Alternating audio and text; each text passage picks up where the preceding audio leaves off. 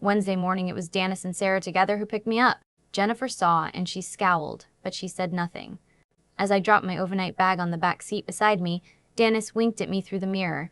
I thought I'd drive so I can take that bag straight home. How are you, Brittany? I'm all right, Janice. You? He smirked and then cast a look at Sarah, who was fiddling with her makeup bag. I've never been so happy in my life. I never thought it would happen to me, but… He shrugged his shoulders. I'm glad it did. When we arrived at school, Sarah turned around in her seat. Come on, I'll work my magic on that hickey again. That way you don't have to wear that shirt. Must be really hot. I nodded in relief, but just as I was about to pull down the collar of the turtleneck shirt I was wearing, Jennifer sauntered into sight. She was fast approaching the car. What was she up to? Sarah saw my look and nodded. I'll do it during lunch in the bathroom. Come on, Brittany. Then the girl climbed out of the car after kissing Janice. Jennifer watched us walk into school, a curious look on her face that told me she wasn't going to let this be. Obviously, she thought I was up to something and she was determined to find out what. And if she couldn't find out, she'd just make sure I was in so much trouble I couldn't do it anyway. During first period, Mr. Cooks, our grizzled teacher, kept casting me curious looks. It was almost as if he could see the hickey on my neck straight through the fabric of my shirt. Already I felt extremely warm and uncomfortable. Sarah cast me a mischievous look when she said goodbye to me in the hall, but no nasty surprises awaited me during second period. Bob didn't talk much, as was usual, but he cast me a warm look. Jennifer, on the other hand, stirred her minions up into a frenzy, so that they all started taunting me with the too warm shirt. It was annoying more than anything, but still, I was rather frustrated by the end of the period. I stalked all the way to third, where I planned on giving Alexander a piece of my mind. Of course, when I got there, I realized I couldn't very well do that with the entire classroom present. I sat down in the back next to Sarah, glowering at him and glaring every time he turned to smirk at me. The exchange didn't go unnoticed to the rest of the class, especially not to Jennifer. It wasn't fair that for a stereotyped slutty blonde bitch, she was pretty smart. Alexander didn't come near me at all, and despite my anger, I noted that the physical tension was building again. How unfair. I wanted to be furious with him for forcing me to wear the stupid turtleneck. Yet most of the time, all I could think about was kissing him like yesterday, feeling his body pressed against mine. When class was over, Sarah helped me out by asking me some questions about the homework and insisted on discussing a project she had for art with me. By the time she was done talking, the entire classroom had emptied. Only Jennifer stood right in front of Alexander, pressing herself up against him. It was hilarious to see how he was backing away, till he hit the chalkboard, his eyes frantically trying to meet mine, begging me to get my creepy stepsister away from him. Jennifer knew she wasn't having the desired effect on him yet. She kept cooing at him, making flirty comments. For some reason, Alexander was scrunching up his nose, as if he smelled something he didn't like. I smirked at Sarah, who nodded, and we both made our way over to them. Alexander cast me a relieved look, obviously thinking I was going to free him from Jennifer. Instead, I met Jennifer's eyes and smiled at her. Good day. Bye, Mr. Clitton. Then I waltzed out the door with a laughing Sarah hot on my heels. Alexander's mortified look was something I wouldn't forget, ever. As we reached the cafeteria, Sarah wondered, You're not scared? He's going to fall for your stepsister's charm after all. I plopped down ungracefully in a chair next to Bob and shook my head, still laughing. No way.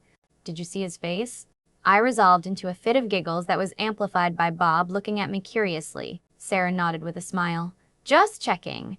I know Alex would never fall for a girl like your sis anyway. He deserved to be left in her clutches after what he did yesterday. Revenge was very sweet. Kate! Although my skin did feel unnaturally tight, I felt tired and a little drained. I was guessing it had something to do with not getting my dose of Alexander. Oh well, it was worth it to see him look so horrified when we left him with Jennifer. I finished my lunch in 10 minutes and was just about to get up with Sarah to go to the bathroom to finally fix that hickey. But a shadow fell over the table from behind me, and without looking, I knew it was Alexander. What do you want? I asked without looking up. My skin was tingling with all the tension again, and I had to fight down the urge to jump up and smother him in kisses. I want you in my classroom right now. He growled the words. Oh, he was really pissed off, wasn't he? I shrugged, still not looking up. For what reason, Mr. Clitton? Did I do something wrong? I smirked in Sarah's direction, enjoying myself just a little too much. Do you want attention again today, Brittany? Alexander said, not growling now, but still sounding very pissed off. Fine, I'm coming, I told him, at long last looking behind me to meet his eyes. Only then did I realize that his white dress shirt was soaked, showing off his muscular chest as it clung to his skin tightly. How the hell did that happen? Then I narrowed my eyes at the group of girls to our right that was openly ogling him as if he was eye candy. I got up out of my seat and followed Alexander hurriedly as he stalked out of the cafeteria. He obviously wasn't in the mood to wait for me. He took me through the empty hallways to his English classroom. I wondered how many classes he taught. Biology. He held open the door for me so I could enter first, and then he slammed it shut behind him, locking the door with an ominous click. I swallowed, but I wasn't worried he'd hurt me. I knew he'd never intentionally do that. Of course, Alexander looked a vision with his white shirt wet, the top few buttons undone. Some of his dark hair had gotten wet too, and it clung to his forehead. My eyes just had to follow the drop of water that ran down his face across his throat to disappear into the V of his shirt down his chest. Alexander's stormy gray eyes were nearly black again as he frowned at my face. "Why didn't you help me?" "She damn near tried to rape me, Britt. I had to throw water on her to get her away from me." He stalked over to me and I backed up into his desk, my skin shivering and my hands itching to follow the path of that single drop of water across his skin. The fierce, commanding presence, the glare, it made me aware of how masculine he was. He was used to getting his way, to being obeyed. His every move proved that. He trapped me between him and the desk, one hand on either side of me, but he didn't touch me. I smiled at him. "You deserved it, Alexander." I met his angry eyes with my own without hesitation, showing him that for all his bluster, he didn't intimidate me. "Deserved it," he growled. I laughed, feeling confident and happy at having managed to upset him as much as he had me. Yes, I yanked the collar of my shirt sideways to show him the hickey. "Because of you, I have to wear this stupid, way too warm shirt." With my other hand, I poked his chest, ignoring the sparks that ignited at the touch.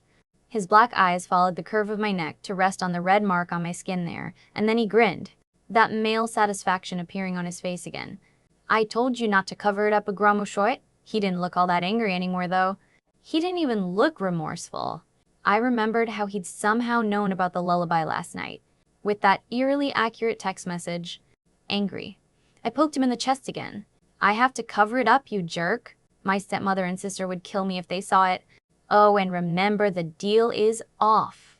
He quirked an eyebrow at me, amused now for some reason. "So you said a run." "I did not read your mind, though." I growled and ignored the absurdity of the whole situation. "Then how the hell did you know to text me about the lullaby?" Mind reading was impossible. Instead of replying, Alexander leaned into me, his breath filtering across my lips. "I think we're even. You have a hickey, I've got a wet shirt, and we'll have a whole classroom of drooling girls here in a short while." That thought made a hot spark of jealousy stab through me. I did not want all those teenage girls staring at his chest. "I did not read your mind, Agramo Croy," he whispered, "and I think you're really sexy when you're mad." After that, he pressed his lips to mine, kissing me fiercely and possessively. I moaned as my body responded, burning warmth spreading through me and pooling low in my body. I automatically spread my legs so he could step in between them. He lifted me effortlessly off the floor and set me down on the edge of his desk. He didn't stop at that, pushing me down further so I was on my back, his body hovering above mine. I was wrapping my legs around his hips, moaning at the contact of his erection as I pulled him closer to me. He broke the kiss to groan, his nearly black eyes roaming down my body as he skimmed a hand across the curve of my breasts. I arched my back as the touch rubbed against my nipple, the skin suddenly painfully tight there. Then he pulled aside the collar of my shirt, tracing his tongue over the hickey. "It's not a real mark, agramo schwa," he whispered hotly. "A real mark wouldn't fade away, but this will do for now." My thoughts were too incoherent to understand what he was saying. My body was on such a high that it felt like I could burst at any moment. Those hands of his rubbing my breasts and his lower body straining against mine through the fabric of our clothes. Suddenly, he pulled away, and I whined at the loss of body contact. It made him chuckle as I glared at him from under drooping eyelashes. It wasn't fair that he had such a strong effect on me. It seemed one touch would send me down an endless spiral downwards where all I could do was crave for more. As I sat up and pulled my shirt straight, he smirked at me with satisfaction. "You are mine, Brittany." I shivered at the stark possessiveness in his voice, but despite the urge to tell him he didn't own me, a big part of me felt strongly appreciative of the power reflected in him. He was so very male and dominant and powerful. When I felt I had fixed myself enough to look presentable, I stood up. My legs were still wobbly, but I ignored that and closed the distance between us again. I kept my eyes firmly on his face and willed myself to look stern. I told you the deal was off, Alexander, and glared at him. So you did a gramokroi, but I did not break it. He was deadly serious as he replied, his eyes on my lips as I spoke. You're not allowed to just kiss me like that anymore. Then I spun around and stalked towards the door, planning to leave and not think about him for the rest of the day until I had to see him again at our date. Alexander had something else in mind, though, because he stopped me at the door, an amused smile on his lips. All right, I will ask your permission to kiss you first next time. Now, before you leave, let me fix your hair. Ask my permission to kiss? God, he was impossible. I shivered as he ran gentle fingers through my auburn curls, straightening my hair carefully so that no one could tell I'd just been heavily making out with him. There, I will see you tonight. Agramo quoi. Don't let Sarah bully you into wearing something uncomfortable. I heard a click as he unlocked the door and felt him brush his lips softly against my temple. He stepped away from me, running his hands through his own hair and then started rebuttoning his shirt. Shocked, I realized I had been responsible for undoing it. Go, Britt. You don't want to be late for your next class, he said, amused at my stare. I nodded. See you later, Alexander. Then I walked out the door into the luckily still empty hall. As the door fell shut behind me, I felt a soft touch on my mind, and then the image of Alexander and I on his desk, both of us naked as he drove my body to pleasure. That was not my thought. Asshole was seriously messing with my mind. I could hear Alexander laughing through the door. And damn it! Now, Sarah still hadn't covered up the hickey, so I had to walk around in that way to hot turtleneck even longer. I had only just enough time to pick up my books and bag, and then I had to go back to class. Sarah was by my side, though, with another knowing smile, although she was occasionally distracted by texting Dennis. Thanks to Alexander, I spent the rest of the day thinking of him and what we were going to do on our date. I was nervous about that now. What was he going to expect of me? Did he want sex? It certainly seemed that way, and despite our serious kissing, I wasn't sure I was ready for that so soon. Hey, baby, a low voice suddenly said, right next to me. Shocked, I stepped back, away from Fort. Why did I keep walking into him? He was so bloody sneaky. Leave me alone, Fort. I'm not in the mood for your crap, I snapped at him. Sidestepping so I could walk around him, I continued on my way with Sarah still by my side. She was shooting him angry glares, but Fort didn't seem impressed by that. Not in the mood? That sounds promising, the guy said with a smirk. He grabbed my wrist and spun me around. Fort, let her go. Sarah yelled angrily while I stared up at his face, imagining a dark wolf prowling behind those eyes of his. Oh, shut up, freak. You and your witchy boyfriend don't scare me. Fort snapped at Sarah, pushing her away from us roughly. Sarah was slammed sideways into a row of lockers with a loud bang. Surely the teachers had heard that and would come running now. But as I looked around, all I saw was students gathering around to watch. Not a single adult around. Fort turned his attention back on me. I know you want to be with me, baby. There's no need to play hard to get. I find it a rather tiring game. He hadn't let go of my wrist and pulled me into him so hard that I stumbled. You wouldn't talk this way if your dad was in town. Fort. He's going to punish you when he's back. My brother has already spoken to him, Sarah said, her voice controlled. It reminded me of Alexander when he was really mad. Fort laughed loudly, throwing his head back as if he found it really funny. There were several other guys in the crowd around us that laughed along. It was rather creepy. Sarah dear, my father's ancient history. I'm in control now. At those words, he wrapped an arm tightly around my waist. I could feel the hard planes of his body and, to my disgust, his arousal as well. I tried elbowing him hard since I wasn't in the position to knee him in the crotch, but it hurt me more than him. Damn, he was hard. Suddenly, Sarah was by my side, yanking the collar of my turtleneck down to reveal the hickey for everyone to see. She's taken Fort. You know my brother Alexander. If he finds out you touched her, he'll kill you, Sarah hissed. It was hard to understand what she was saying, and I only understood because she was right next to my ear. Still, Fort quickly let go of me and then stepped back, his eyes tight and filled with hatred. In the crowd, those same guys that had laughed now all wore frowns as if they too had heard what Sarah had said. No one else seemed to notice, though. They were all busy speculating about who had given me the hickey. A lot of them actually thought it had been Sarah. One voice stood out, though. I knew it. I knew you were hiding something. Jennifer? Of course she had to see this. See? Come, Brittany, let's go. A soft tug on my hand was enough to get my feet moving. I followed Sarah through the halls to our next class. At the back of the crowd, I spotted Mr. Cooks, our grizzled math teacher. Why didn't he step in if he'd been here all along?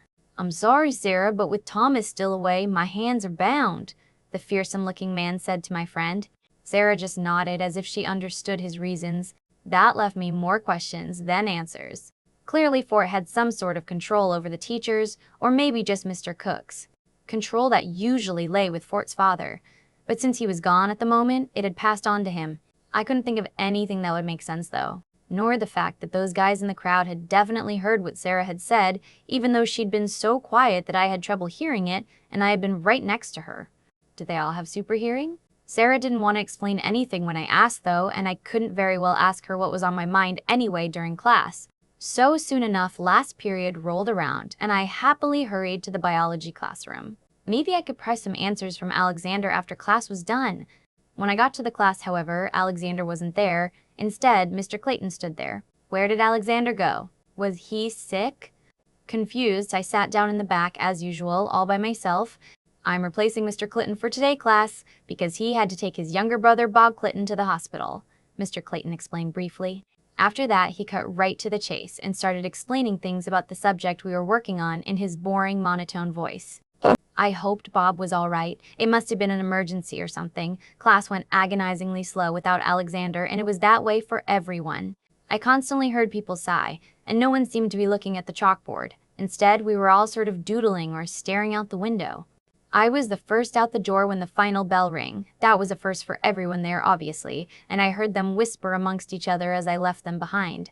Sarah said to meet her outside at the car. Dennis would be waiting for us. He was, leaned against the hood of the car, playing with his phone. As I reached him, he opened his arms for a hug, and I gladly complied. There you all go. Chapter 10. It takes a while because I have to edit things. The next chapters are all written already, but I'm really unhappy with some of the background details in it, so I'm redoing that. Please vote and comment. It definitely helps to motivate me to write faster and update faster. Rough day, Brittany? He asked with a smile. I nodded. Yeah, run in with Fort. He called you a witch and then tossed Sarah into a row of lockers. Dennis froze and stared at me. He called me a witch? I shrugged. Yeah, I don't see why, though. You look nothing like a witch. He laughed. Thanks. Is Sarah okay? But just at that moment, she appeared, bouncing up to us and jumping in his arms to smother him with kisses. Yeah, she's fine, I told him, although I doubted he was listening. Instead, I got in the car. I had just spotted Jennifer and Fort coming out of the school. Fort wasn't looking at us, but Jennifer was, and she had that evil look on her face that told me trouble was going to find me soon. Are you sure, Sarah? I asked hesitantly as I stared at my reflection in the mirror. I was wearing a skin-tight dark red dress. It was the color of blood. The dress wrapped around my torso elegantly and accentuated my breasts with a narrow split down the front to reveal the inner slopes. The dress left my back bare but flared out around the hips. If I twirled around, the skirt would form a perfect circle around me. It reached till just past my knees with layers to show darker red and black underneath. Of course, Sarah had also managed to get me into heels. I couldn't help it. They were just so pretty that I had to try them on. Once on, Sarah hadn't let me take them off again. They were red too, darker than the dress, and ribbons tied them to my feet that wrapped around my legs in elegant crosses all the way to my knees. They were so dainty and small that they made my already small feet look tiny. Alexander said to wear something comfortable. I told my friend for the umpteenth time, but I knew she wouldn't listen. To be honest, I thought I looked pretty in the mirror, and the heels and dress might not have been all that comfortable. At least they made me feel really sexy and feminine. I liked how the low but very narrow plunging neckline accentuated my mother's angel wing necklace too. Sarah sat me down on a chair and started on my hair and makeup, twirling strands into curls and pinning them on my head in a fancy pattern. It looked really pretty and made me think of Jane Austen's Pride and Prejudice. You look stunning already, Brittany, and I'm not even done yet, exclaimed Sarah as I expressed my doubts again. I was really nervous about tonight. Would Alexander like the dress? Or would he think I was too young after all? She did my makeup very lightly, just some eyeliner and eyeshadow to accentuate the color of my eyes. She said I didn't need anything else, and when I asked her about the hickey, she'd laughed. Honey, you'll be with Alexander. He'll want to be able to see it. No need to hide it now. There, you're all done. Let's see if the boys downstairs approve. She made me wait in her bedroom while she called Dennis and Bob to come upstairs. Bob was fine. Apparently the hospital thing had been excused so he and Alexander could leave school earlier. Why they had to leave early, Bob wouldn't explain. When Dennis came in, he whistled loudly. "You clean up real nice, Brittany. Nice work, baby." Then he just totally turned around to hug Sarah and kiss her. Bob shook his head at the antics and then smiled at me. "He's right, though. You look amazing. Alexander is going to have a hard time keeping himself from eating you alive." I stared at Bob and felt just a tiny bit scared by that comment. Who complimented someone by saying they might get eaten alive? That's just plain weird. "Go on downstairs, then. Brittany, Alexander is waiting at the bottom." I looked at the 3 people in the room and then breathed in deeply. All right, time to face Alexander. As I slowly descended the grand flight of stairs, I felt a bit like I was in a movie. Alexander was waiting for me at the bottom, and he wore a handsomely tailored suit, black with a dark red tie. I had the feeling that was Sarah's doing. He looked breathtaking, and his stormy gray eyes stared up at me filled with unadulterated desire. That sent hot shivers down my spine, and I nearly stumbled on the last step, his arms catching me before I could fall. He smirked at me. "Falling for me already, Britt?" Blushing, I shook my head. "I'm just not used to heels. I told you to wear something comfortable, Gramokroy." His voice was suave as he slid an arm around my waist and started guiding me out of the house. My heels clicked on the marble floor and then on the cobblestones outside. "You know what Sarah is like? I bet she bullied you into wearing that tie so that we would match," I told Alexander with a smile. We'd reached his car, and like a gentleman, he opened the door for me before running to the other side and getting in himself. "Oh yes, she did. She knows red is one of my favorite colors. You look very edible in red," he said when he got inside and started the engine. Seems like Bob's comment wasn't that weird after all. If Alexander thought I looked edible, "You have Indian blood in you, haven't you?" he asked me suddenly. I nodded, surprised that he had noticed. "Yes, my mother was Cherokee. I thought you just had a nice tan from the summer," Alexander explained with a look at the narrow neckline and the cleavage showing. "But that's not a tan. It's your natural skin color." Blushing, I nodded. It was the one thing Jennifer had never called ugly. I had the distinct feeling, in fact, that she'd always been jealous of my skin. "Where are we going, Alexander?" I asked him, scanning our surroundings. Not that I recognized where we were going. After all, I still didn't know the town all that well. We just turned into a small road, out of town and into the forest that lay around it. "It's a surprise at Gramokroy," he said with a smirk that told me he was really enjoying this. His accent had gone back to sounding Irish, and I felt happy about that. It was a sign he felt comfortable around me, wasn't it? After a few more minutes, the road had wound. It's way up, and then lights came into sight. Alexander helped me get out of the car and lead me down a small path to the opening of a small meadow. The meadow was covered with lanterns hanging from every branch, lighting up the place like a fairy tale.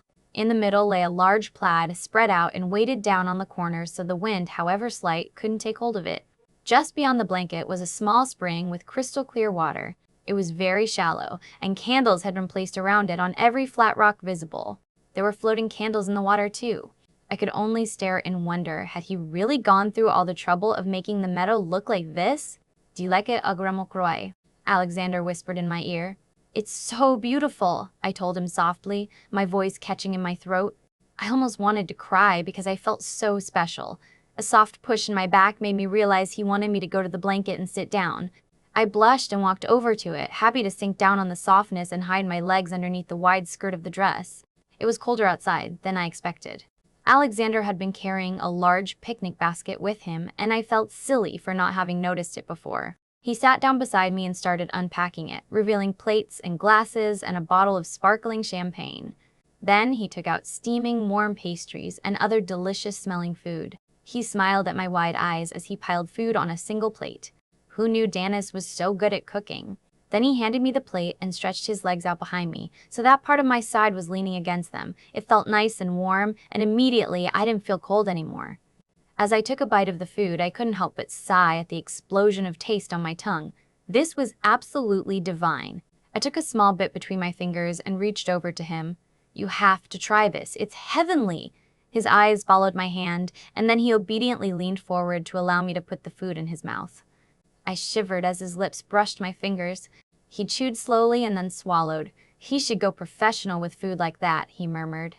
His eyes were still on me as I tried more of the food, watching my expression avidly as if it was the most interesting thing in the world.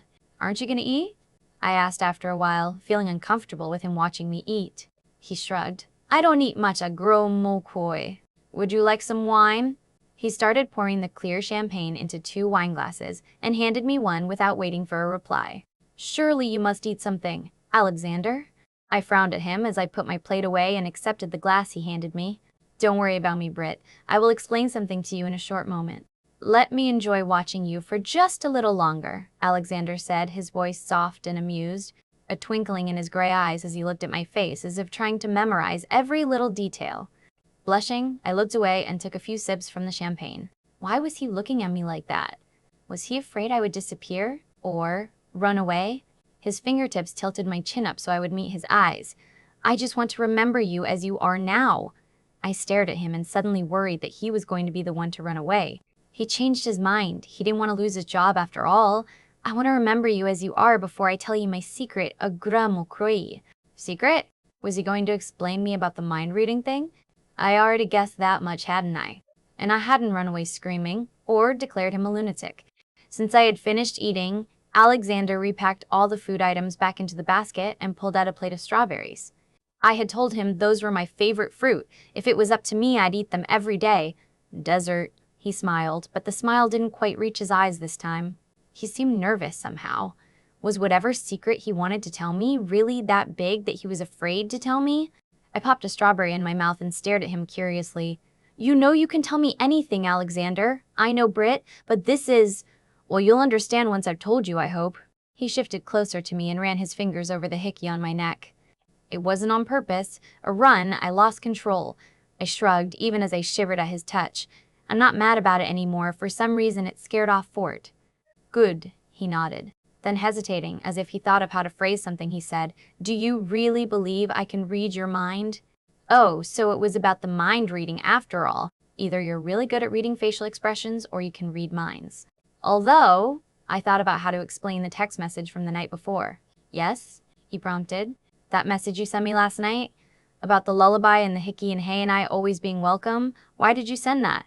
How did you know I had just sung that lullaby? That's not even mind reading, that has to be, I don't know, telepathic. Or were you secretly standing outside my bedroom window or something? Alexander nodded. Telepathic is the word I'd use. I was at home. Bob and Dennis can testify to that. But we have this connection. Britt, I don't even mean to listen in, but, well, as with the lullaby, I just heard. I shivered as he confirmed that I wasn't imagining those things, at least. I felt almost relieved about that. Do you have that with a lot of people? I wondered. He shook his head. No, just you a gramutwai. Sarah is the telepathic one, not me. Or at least, I'm not very strongly telepathic. Sarah is telepathic? Oh, no wonder she always looks like she knows everything. It exclaimed. I was a little worried that I wasn't freaking out about this yet, but I supposed it was because I already knew this, sort of. Alexander, have you… When you, read my mind, can you put feelings or thoughts in it too? I asked, as I thought about all the times I felt a soft caress on my mind, filling me with warm feelings. I remembered the image of us on the desk too. It made me blush again. Alexander shrugged. Yes, I suppose, but you would recognize them as foreign. I can't make you think something. Relieved, I nodded. So it was you that filled my head with nice things every night before I fell asleep? And countless other moments like that? A smile tugged at his lips as he nodded. Very good. I hadn't realized you had noticed all that. He seemed a little proud of that fact even. I swear though, a grama kroi, that I haven't intentionally read your mind again after we made that deal. Anything I'd picked up since then was because you were sending so strongly. He opened his arms and I gladly crawled into them, rejoicing in his warmth. Sending strongly? Yes. For example, last night you angled a thought directly at me. You're going to pay for that hickey, Mr. Clitton. Oh, and the deal is off. I could hear the smile in his voice as he said it. That was very funny, a run. I fell out of bed laughing. I shivered as he quoted the exact sentence I had thought last night, sending it to him because I felt like he'd spied on me with the lullaby. You really fell out of bed, Alexander? I frowned. I thought I'd imagined that happening. And did Bob barge in to check if you were all right? Alexander chuckled, and that sent a pleasant vibration through my body. Yes, a gramokwa. That is exactly what happened. You planted that image in my head then, because I remember it, I told him. I felt him shake, although I couldn't see his face seated like this. No, Britt, that was all your own doing. I twisted around so I could see his face. Are you saying I'm telepathic too or something? He was frowning and tugged me into his lap. It made my heartbeat race. No, I don't think you are. We are just very connected. Why? Why, what a gram kwai. He focused his stormy gray eyes on mine. Why do you think we're connected? I asked, even as my heart screamed at me that it was true. That connection, even now, told me that Alexander wasn't as nervous as before. My easy acceptance of the whole telepathy thing, it had eased his mind. Do you believe in love at first sight, Brittany? He asked instead of answering my question. I breathed in sharply. Was it a coincidence that he echoed Sarah now, or at least my very own thoughts when Sarah told me about her feelings for Dennis? I knew that when she explained her feelings, I had thought that before Alexander, I wouldn't have believed it. I felt my cheeks heating up as I blushed, but I nodded at him. Yes, I believe in it. The muscles in his arms were tense as he wrapped them around me. So do I. I also believe in soulmates. Have you heard of that principle? Twisting further in his lap, I made sure I was facing him by wrapping my arms around his neck, my fingers automatically entangling in his silky hair. I have heard of it. For a moment, Alexander closed his beautiful eyes, breathing in deeply as if he enjoyed the feel of my hands in his hair. My heart was beating wildly in my chest now, nervous about what he was going to say next. Brittany? He trailed off, and for the first time ever, I realized that he was unsure of himself, as if he was afraid that his next words would scare me off. You think we are soulmates? I asked him, wanting desperately to ease his mind. I couldn't stand to see him, unsure. It wasn't right. He gasped at my bold words, his eyes flying open to meet mine. Yes, I believe that. Smiling at him, I leaned in and softly brushed my lips across his in a feather-light kiss. So do I, because the word soulmate rang like a chime in my mind. I could only too well remember what it had felt like when I first laid eyes on him. Love at first sight definitely fit that description, but it was more, much more than that. Because I felt whole around him, complete, and despite our differences, I also felt safe and accepted, and he always made me feel at ease. So at ease that I found myself telling him things I usually didn't share. The need to share with him was very strong too, and the need to actually be with him even stronger. That elastic band feeling, it felt like being away from him literally put a strain on my body, and it was so hard to be around him when I couldn't actually touch him. Not to mention that mental connection we obviously shared, Alexander kissed me again, fiercer than my kiss had been, but gentle nonetheless. It wasn't like any of the kisses we'd shared before, except maybe the first one. You believe me? You don't think I'm a creep? A freak?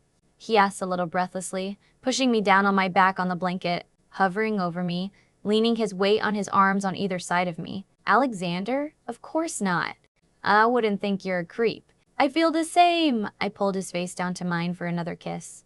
Good, he said as we came up for air, because I love you and I'm not letting you go. His arrogance restored now, obviously. Despite the fact that I knew what the whole soulmate principle implied, I still shivered in delight at hearing him say that he loved me. It made me glow on the inside and wishing to share that feeling with him. I reached out, not with my body, but with my mind. I love you too, Alexander, he moaned. So maybe you are telepathic a grand shui. You're too good at it already. I felt him touch my mind with his and he reflected what he felt back, just like I had done. The fierce drive to protect me was shocking and made my heart swell, followed by so much tenderness and love. He was glowing too from the inside out. Desire had flared up in him now, and he attached his lips to mine again, kissing me so passio-Alexly that my toes curled in my shoes. He held himself in check though this time, his gray eyes boring into mine as we parted for air, his hands still on either side of me holding onto the blanket we were lying on. Britt, he started, but feeling confident I shushed him. Alexander, will you tell me what a gror mocroi means now? I asked him. He frowned at my interruption, but then said, Gra mocroi means my heart's beloved. I call you that because it is what you are, I smiled. That is really sweet. The thought that he'd basically been saying he loved me all this time was really amazing. Blushing, I kissed him again. Do I need to have an endearment to call you all the time too? He chuckled. No, I rather like it when you call me Alexander. No one these days uses my full name anymore. I pushed him over so he was on his back and straddled him. I had only been able to push him over because he had allowed me to. I knew that if he wanted to remain on top, he'd have no problem staying there. He raised a single eyebrow and looked up at me with an amused expression on his face, although I could feel that the action had aroused him. I was sitting right on top of the evidence. My skirt flared out around my hips so that it draped over his chest and down his legs. Was there something else you wanted to tell me? I asked him, remembering how I had interrupted him and that we had sort of gotten sidetracked on the whole soulmate thing. It wasn't what he originally wanted to tell me. He stared at me for a moment, his hands coming up to grab my hips, one of them sliding further upwards across my bare back before pulling me down, so that I was lying on his chest and he could wrap his arms around me, my head tucked into the crook of his neck. I think you've had enough information to process for one night, don't you? I heard rustling, and then a second blanket was pulled over the both of us, protecting me from the cold of the night. There's more? I asked him, my lips moving against the skin of his throat as I spoke. I couldn't help but smile in satisfaction at the goosebumps that appeared. Yes, I'm afraid there is, but it can wait, he said honestly, and I liked how his chest moved underneath me as he spoke. Can you at least explain to me why you claim you don't need to eat? I was starting to feel really sleepy now, but I didn't want to fall asleep just yet. It was quiet for a while, and then he said softly, I don't claim I don't need to eat. I just require a different kind of sustenance. Oh, like what? I asked curiously, moving my arms to slip them into his jacket. He was so nice and warm.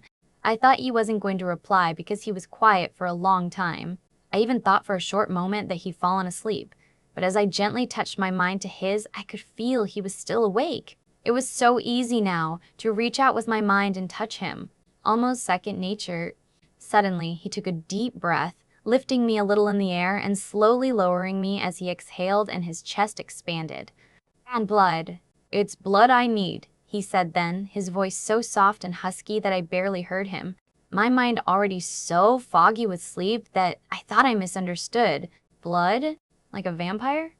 I asked him, even though the question sounded silly in my head. My soft whisper made it sound absolutely serious. Alexander didn't laugh as I said it, though. I had expected him to do that, but he didn't. He didn't say anything at all. Instead, he let me drift off to sleep. Just before I was gone, I heard him whisper, Yes, Brittany, exactly like a vampire.